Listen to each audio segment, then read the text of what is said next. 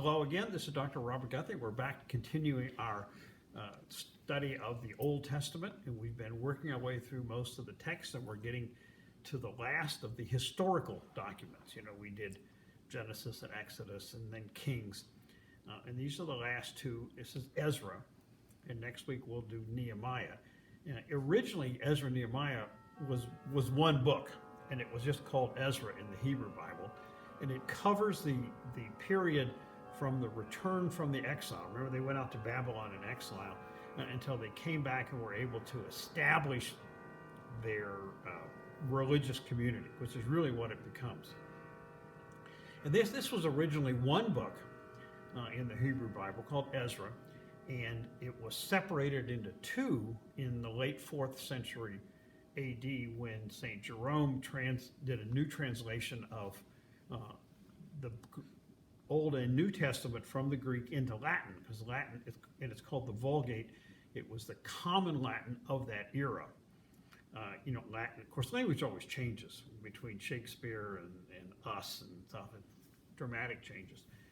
And so he translated it for the common people of that era, and it became the standard text for the Roman Catholic Church. He included a number of things that were not in the Hebrew text, and Martin Luther dropped them out when he did his first translation. And so those books became the Apocrypha, 1st and 2nd Maccabees and things like that. We may do a couple of them at the end just for fun. So this is originally two books in the Hebrew Bible. Actually, one book in the Hebrew Bible, and it's now two books. What we're now doing is going to an interesting but somewhat unclear part of the Hebrew history that, as you may remember, they went into Babylonian exile in two separate exiles in 596 and 586 or 597. I may have my years a little bit off.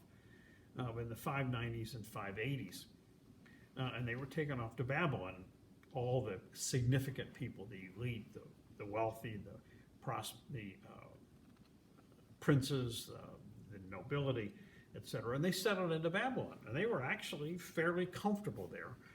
And a lot of things happened. They got their texts together. They got the first 5 books of the Old Testament put together. They had the complete change in theology, which we talked about last week, which was the emergence of a strict monotheism, of a complete monotheism. Hey, there's only one God. This God has to be everybody's God, not just ours, not just for us to keep to ourselves. And the expectation of a Messiah to come in the future. In this book, we're going back to the historical part because in 538 BC, the Babylonian Empire falls, it collapses, and it's taken over by Cyrus the Great of the Persian Empire. Now, Cyrus is an interesting character. He's the first modern international leader who understands what the United States understood when we won World War II, that he understood that if you treated your subject peoples well, with decency and humanity and generosity, they respond. They appreciate that. Instead of just trying to always terrorize people into submission, because the problem with terror works only as long as they're still afraid of you. You know, when they weren't afraid of the Soviet Union anymore, the Berlin Wall went down, poof, and the whole thing disappeared. So he understood this. Let people like you. Treat them well. And they'll respect you. And so this was the only overruling international body that the Hebrew Jewish people didn't revolt against, the Persians. So he comes along in 538, and his reputation got ahead of him. He comes up to the gates of Babylon, and basically the locals throw the gates open and let him in because they were sick of their own brutal, tyrannical Babylonian government, and they'd rather be ruled by this magnanimous, benevolent ruler, Cyrus. And Cyrus comes in and basically tells all the exiled people, but we're only concerned about the Hebrew exiled people, you all want to go back to Jerusalem? Go ahead. Go ahead, fine. Pick up all your religious things, so the silver and the gold artifacts and all this stuff taken from your temple. Pick it all up, take it back with you. And I'll build you a temple. We'll build you a new temple. I'll pay for it. And they went, wow. Now, but what happened is not completely clear. If you go into the text, and Ezra does talk about it, he has 40 or 50,000 people going back, which is just not It just can't be true. And you say, well, why wouldn't everybody go back? Well, remember what Jerusalem was like. It had been flattened. Everything burned down, the walls knocked over. It was a mess. Second is these people had been in Babylon about 50 or 60 years. A lot of them had been born there, had been raised there.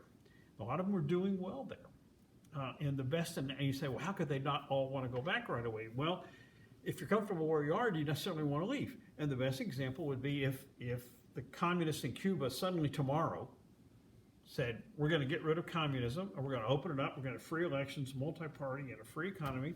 You're going to want to come back, come on back. What percentage of the Cuban-American community, which is relatively large, would go back to Cuba? I suspect not many. Most of them are well established here. There's doctors and lawyers and business people, et cetera, et cetera. And most of them probably stay here. The kids are growing up here. They're U.S. citizens. They speak English. They speak Spanish too. But they probably wouldn't go. Now, some of the older people would go home to the old family estate. Some wealthy would get retirement or vacation homes there. But most of them wouldn't give up their American lifestyle and move back to Cuba, because you never know what's going to happen. So that's a good analogy to say that they really, probably not many of them went. And so it was a relatively small group as far as we can tell.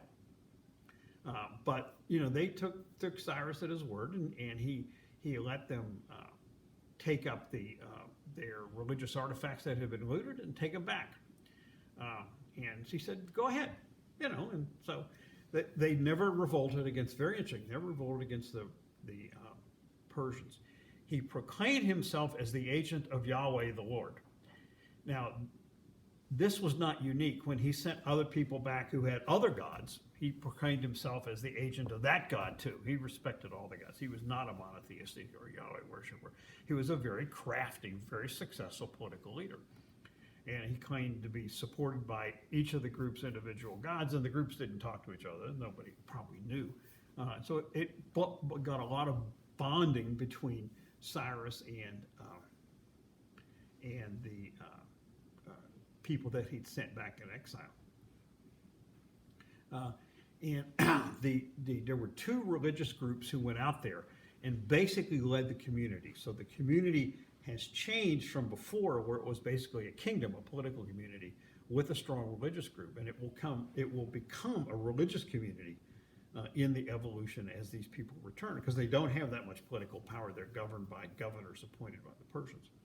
And there were two groups. There were the priests. The priests, of course, were priests. They officiated at the ceremonies. They did the sacrifices, et cetera, et cetera, et cetera.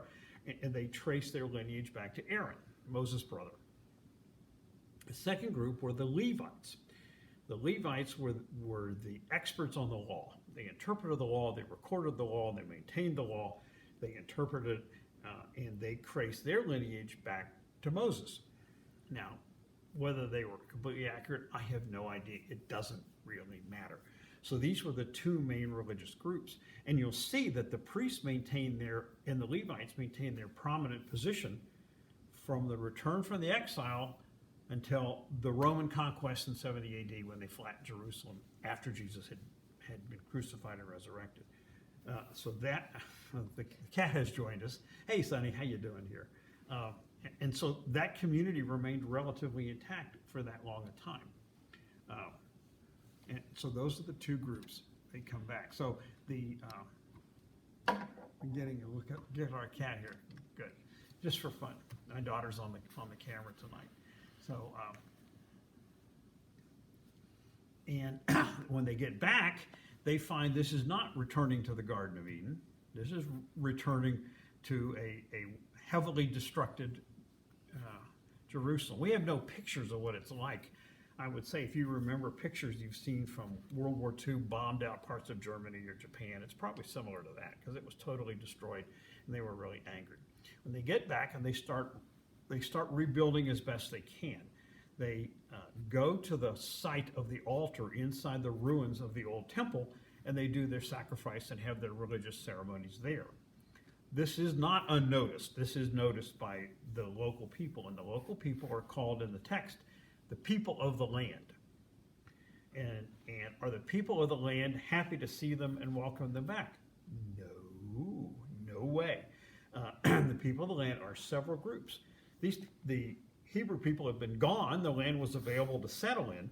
And so various hostile tribal groups that had struggled with the Hebrew people, the Ammonites, which are from the north part of Jordan, the Moabites, which are to the east across the Jordan River, the Edomites down to the southeast. They had been encroaching on what had been the Hebrew land, and they didn't want these people coming back and claiming it. And the other one were the Samaritans. The Samaritans are an interesting group. They're still in existence. They're a relatively small community now. They worshiped the one God of Yahweh. They had their own text, but they were enemies of the Hebrews, and they had a chance to make peace, and they kind of blew it. Not the Samaritans, but the Hebrews did. And so they became long-term enemies. You remember from the story of Jesus how much hostility there was between the Samaritan people and the Hebrew people. Samaria is to the north of Jerusalem, about 40 miles up where the old northern kingdom was. And the Samaritans were the residue of the exiled northern kingdom. When the Assyrians conquered the northern kingdom, they took off the elite, moved them out, left the peasantry behind, and brought in other people. So the Samaritans believed and followed the Hebrew religious teaching. They had the first 5 books later, and they worshiped the one God. But they were probably regarded by the Hebrews as half-breeds, a mixture of these pagan groups that came in and this other group that didn't really worship that well, and blah, blah, blah, blah, blah. So a lot of intrinsic hostility. That was a waste of everybody's time to have that hostility. So they're sacrificing at the temple, and they lay out plans to rebuild the temple, basically take the footer. You got into the difficulty of hostility from the other people, and when they laid out the design for the temple, the older people who had remembered the original temple, the Solomon's temple, wailed in anguish at how small and unspectacular this temple was going to be in comparison to the old Solomon's temple, which had been magnificent and all that, and had been destroyed. This temple, when they finally get it built, remains the structure that remained the temple. Now, King Herod the Great added a lot to it and rebuilt it into his own temple, but he didn't tear it down. He just added to it. So this becomes the temple that lasts really until the time of Jesus, and even after Jesus, when the Romans flattened it in 70 AD.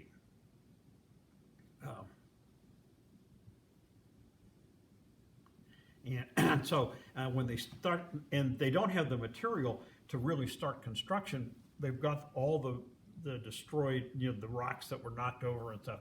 They can use those for footer, for foundation. And you don't want to use damaged rocks for your basic walls. They won't hold up well and they won't look good, but you can use that for the foundation. So they start laying in the foundation stones and lay in the outline of where the temple is going to be. And they run into the resistance because the Samaritans come and say, hey, we want to participate in the building of this temple.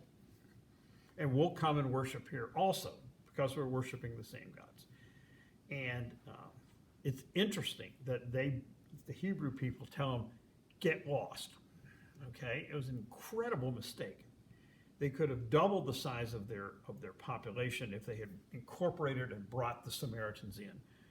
Instead of, they made enemies of the blood who each regarded the other one as an apostate, like a bunch of half-breeds and all this.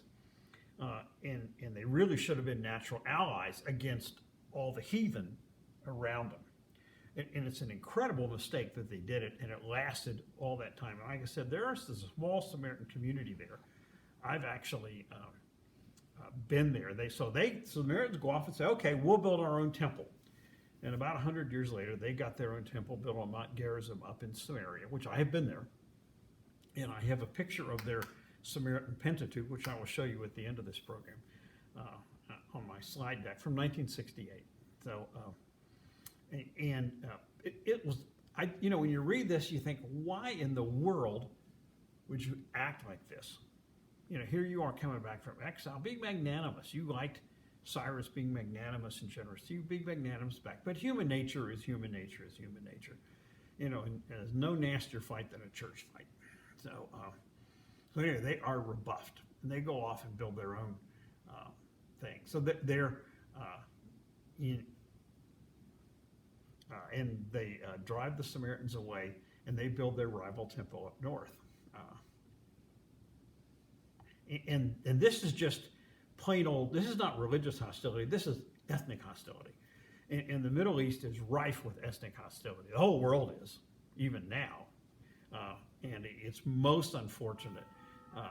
Theoretically, Christianity has moved beyond that because we have all kinds of ethnic groups of Christianity. We have Christians in Europe and Latin America and Africa, South Asia, China, etc. Hopefully we move beyond that. Sometimes yes and sometimes no. But the effort to stop, to get the temple rebuilt, gets stopped by the opposition of the local people. And they go to the next emperor. Cyrus only lasts 5 years alive. He dies a natural death. And then the second emperor goes insane. And that's really good when you have a sole ruler and he goes nuts. And the third emperor, basically Darius, tells him to stop. Because the local people go to him through the governor and say, these Hebrew people are making all this trouble. They're going to make their own, they're going to build the city up, and they're always rebellious, and they're always fighting against the imperial things, and they're going to be nothing but trouble. So stop them. So he orders them to stop. Well, and then the leadership of the community go to the governor and say, hey, Cyrus guaranteed that we could build this temple, and he said he would pay for it. So let's write a letter to the emperor and tell him, can you please check your archives and see if this is true, that we have an edict from Cyrus that we can A, build the temple, and B, use the imperial funds to pay for it. So they go look in the archives, and lo and behold, they're in there. So about 522, the letter comes back from the Emperor Darius. Okay, go to it, and I'll support it. And here's because if Cyrus had said it, they were going to be obedient to what Cyrus had promised. So they get working on the temple, and in about 522 BC, they start and they get it done in about 515. Let's see if I've got my dates right here. And they get the temple built, and they finish it in about 515. Within this temple, the priests become the leaders of the community. So what has happened is it went off to exile as a monarchical nobility society, and when it comes back, the monarchs and the nobles are all gone, and the priests are in charge. And they actually remain in charge through the time of the Roman conquest and the Roman occupation in 70 AD, past the time of Jesus. And the people are beginning to evolve from a religiously oriented ethnic community, i.e. the Hebrews. You may have noticed, one of my friends had noticed, I keep using the term Hebrew rather than Jew, because that describes the ethnic group. And they had all degrees of variation of belief inside the ethnic group, how much they believed and how much they didn't. And so they're going to start the process now to where they become a religiously based ethnic group rather than an ethnically based religious group. I know I'm sounding like I'm talking in circles, but there's actually a difference. And yes, they remain an ethnic group to a great degree. You can, even a modern, if you want to become Jewish, you can. And there are people who leave it religiously, and I've known people who and become Christian. But it's basically an ethnically based, but it's a religious group and a religious community. So you're seeing them evolve away from that, from a nationalistic into a religious community of an ethnic group, which are the Jews. But from 515 on, they're continuing to struggle. The city's not prosperous. It doesn't have a lot of trade. They had struggle over the farmland. And if you've been to Jerusalem like I have, it's not an agriculturally prosperous area. The agriculturally prosperous area is to the north, what was Samaria at the time, which became the Galilee in Jesus' time. Well, that's where the good farmland is. And so it was struggling along. So they have this 55-year period, from about 515 when the temple's done to the time that Ezra and then Nehemiah come, about 458, that it kind of struggles along. And you have a series of small minor prophets. If you want to read them, they'll kind of rant and rave about hey, we're really not doing well here. We're just not getting it done, blah, blah, blah. This is Malachi and Obadiah and Joel, and they basically have complaints, and they're trying to say, we got to get going here. We got to get our act together. We've got to do this, we've got to do that. And it just seems, because we don't have any other information. This is one of the problems with this era. The only information you've got are Ezra and Nehemiah. That's it, okay?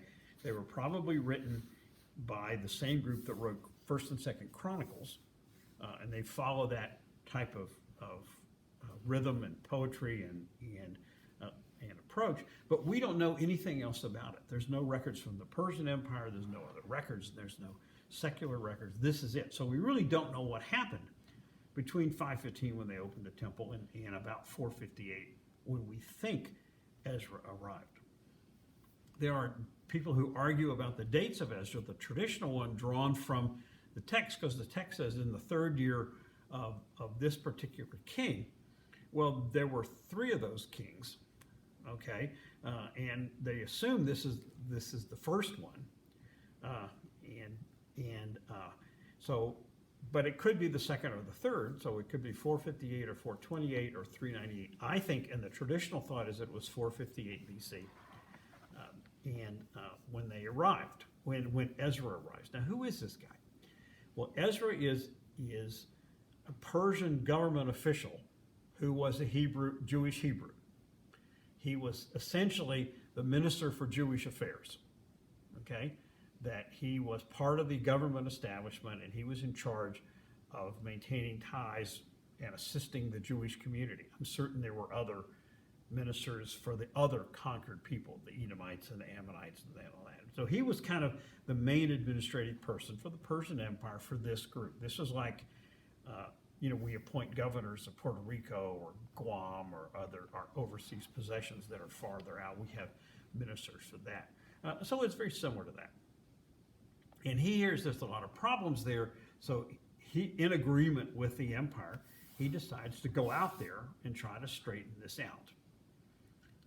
So he arrives about 458, and probably that. And again, this is 57 years after the temple was built, and there's essentially no information in the writing what happened in those 57 years there. So they're kind of just sitting there frustrated, and they've had a few prophets.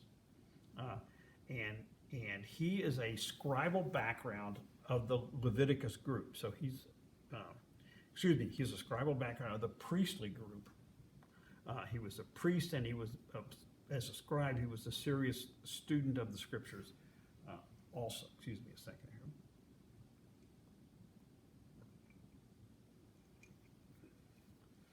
So he comes back, and he is going to try to enhance this becoming a religious community. And it's not entirely clear exactly what the time frame is. So he gathers everybody together, and he has a religious ceremony, a covenant renewal ceremony. If you remember the lessons that we've done in the past, we've had 3 covenant renewal ceremonies that we can think of. One, it was Joshua after they've conquered the Holy Land.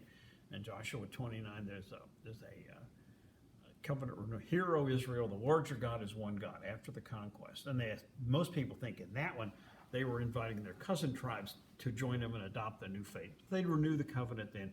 They renewed it with King Josiah, good King Josiah. He finds somebody finds a Deuteronomic text in the wall of the temple, and he tears his clothes and lament and all this stuff, and he tries to clean it all up, and he has a covenant renewal ceremony. And this is a very similar covenant renewal ceremony. And he reads from the law of Moses. Now, nobody's exactly certain what this is. This is a several-day ceremony where they get by the Watergate, whatever that is. Nobody really knows.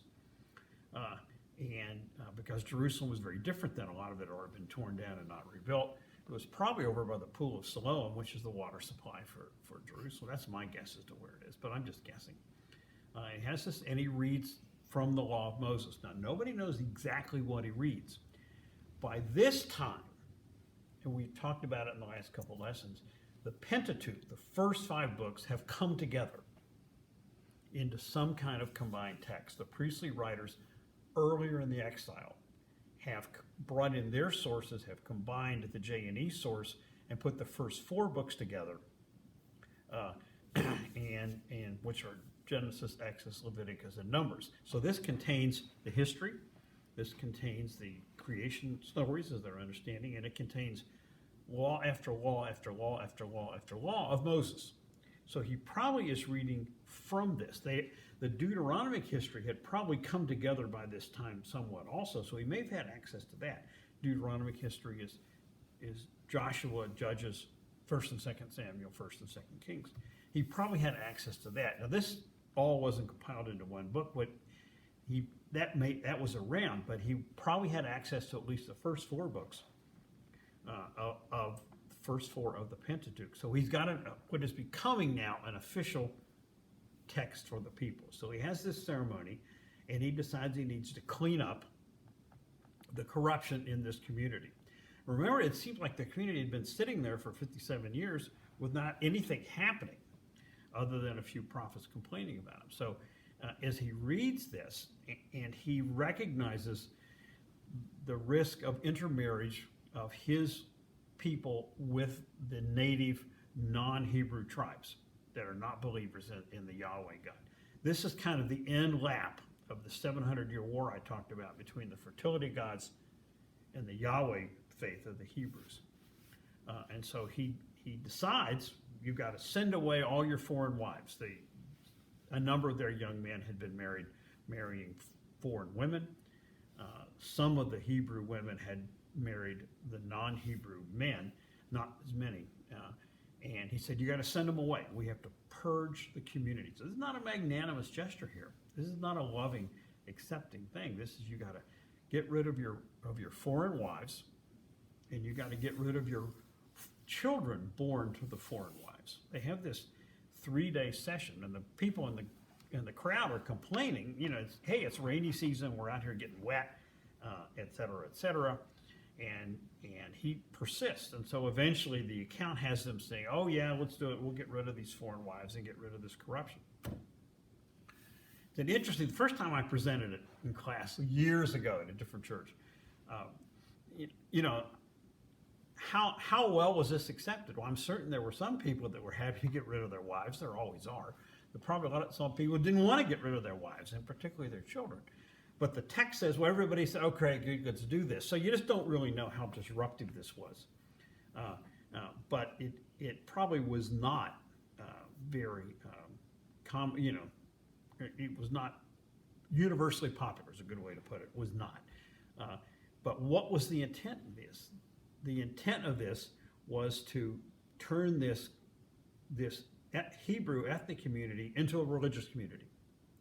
So Ezra is regarded as the founder of Judaism, where Judaism emerges from the Hebrew faith as its own particular faith, as a people of laws with these very strict regulations, dietary laws, behavioral laws, sexual laws, who you can marry and all that.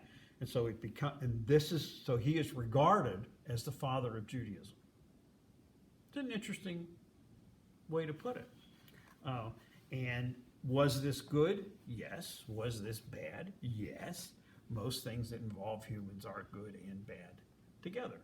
So he did hold the community together. It did. It lasted 600 years until the Romans burned Jerusalem down in 70 AD, after the time of Christ. It did create a religious community where the religious laws governed the activity. Is that good? Yes. Is that bad? Yes. Because anything humans do are at best good and bad together, because that's the way we are.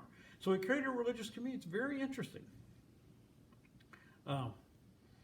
And he also established the Pentateuch, the first 5 books, as the Jewish scriptures. So you had a scriptural there, scripturally based, legalistic, religious community that came about at this time. Now, how efficient he was at getting it done is unclear. Next week we're going to read Nehemiah, and it seemed like he needed Nehemiah to come in about 7 to 15 years later. Again, the dates are unclear, and really get this applied effectively. But this really is the architect of Judaism and the person who first described the Pentateuch. Now, the Samaritans were even more angry, because the Samaritans have their own Pentateuch, which I'm going to show you a picture of just for fun. And the Samaritan community is only about 800 people anymore. And I've been there up on Mount Gerizim, where the where their temple was, and they have their own copy. Where do In, down? up, Up. in, here, perfect. Okay, this is the Samaritan Pentateuch. This is 1968.